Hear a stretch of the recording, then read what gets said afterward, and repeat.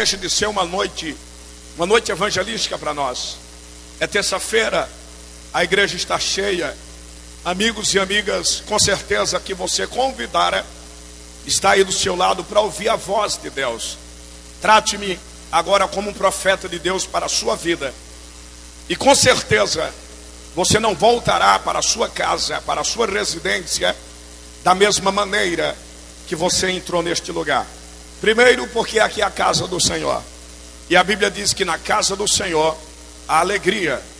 Então, no mínimo, o primeiro bônus que você recebe quando chega no santuário é receber a alegria da casa de Deus. Ora, este homem que escreveu esta epístola, que foi o apóstolo Paulo, que você conhece muito bem a sua história.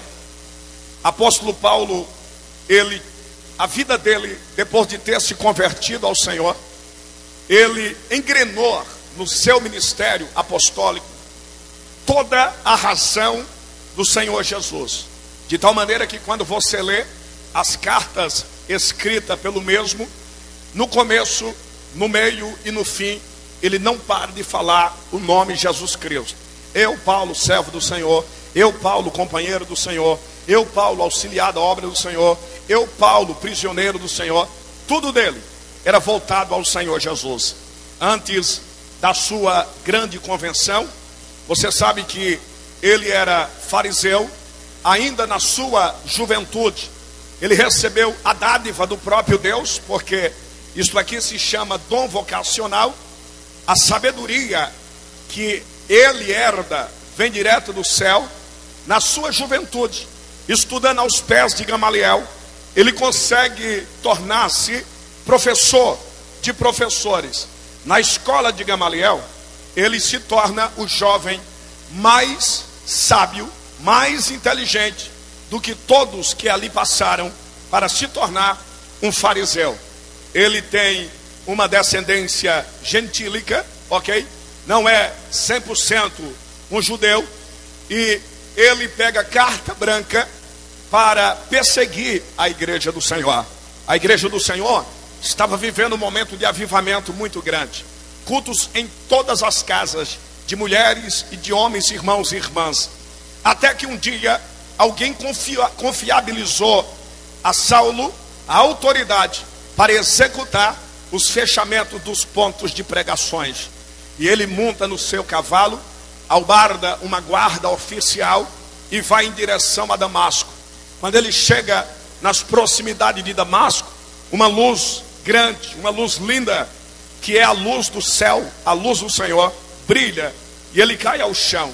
Ele já cai com seus olhos cegos, cria-se uma escama nos seus olhos, e ele cai tremendo, passa uma dificuldade muito mal para falar, a sua voz embarga, e ele grita: quem és tu, Senhor? Jesus disse: Saulo, Saulo, por que tu me persegues? Ele disse: quem és tu, Senhor? E disse Jesus: eu sou Jesus, Saulo, a quem você está perseguindo? Ele é conduzido à rua direita. Na casa de um homem por nome de Judas, se hospedará por aproximadamente 3 dias. O Senhor disse para ele: eu vou lhe mostrar, Saulo, como é duro recalcitrar contra os aguilhões de Deus. Ele fica na casa de Judas, já começa orando, jejuando e falando com Deus. O que foi que ele fez? O que era que ele queria fazer? Saulo, ele, na morte de Estevão, ele presenciou o primeiro mártir cristão, Estevão, ser apedrejado. E quando Estevão tombava ao solo e dizia: Pai, não imputa os pecados desses homens, ele pega um pedaço do vestido de Estevão com sangue, e durante anos ele carregou em suas mãos para provar que era um guerreiro contra o cristianismo. Mas isso não teve produtividade. Quando ele entra na casa de Judas, ele está orando, e Deus dá uma visão a Saulo.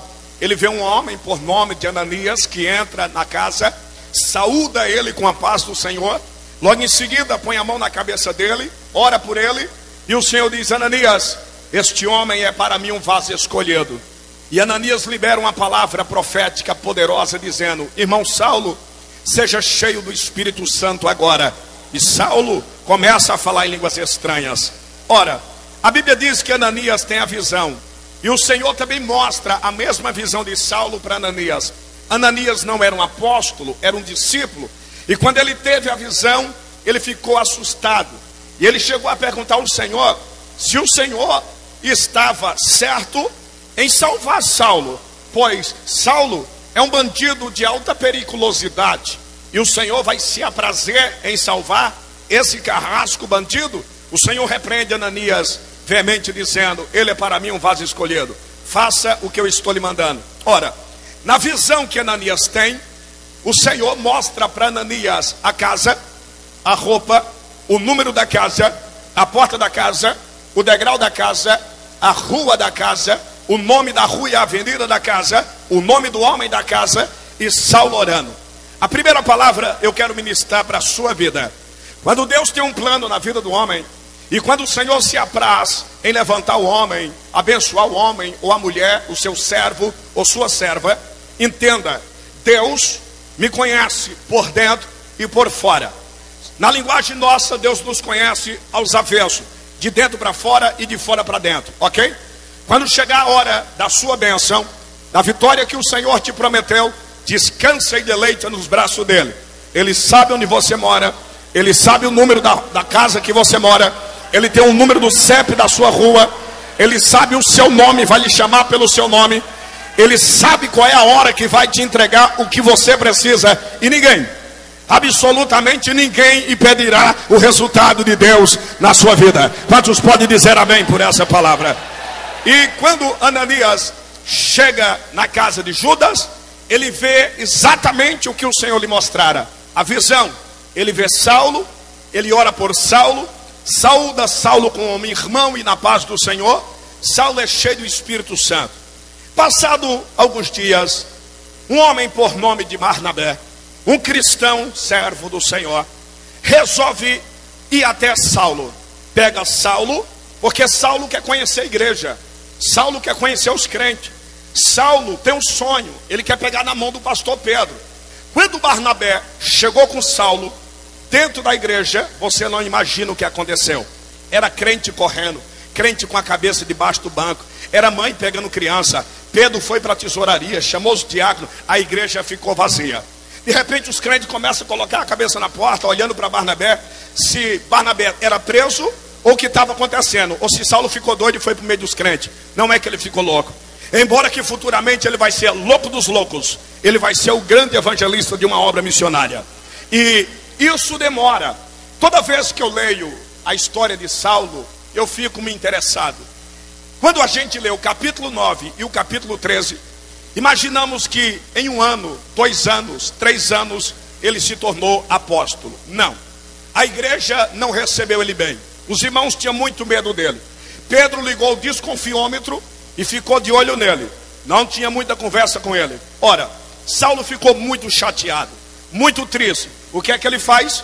Ele vai para as praças, pregar sozinho, mostrar para os fariseus que Jesus entrou na vida dele. Mas mesmo assim, o pastor Pedro está de olho nele, não está acreditando. Ele então resolve trabalhar. A família abandonou ele. Ele vai trabalhar fazendo tenda, ganhar o seu salário, manter sua vida. E depois ele vai para a Arábia Saudita. Ele resolve sair de Jerusalém.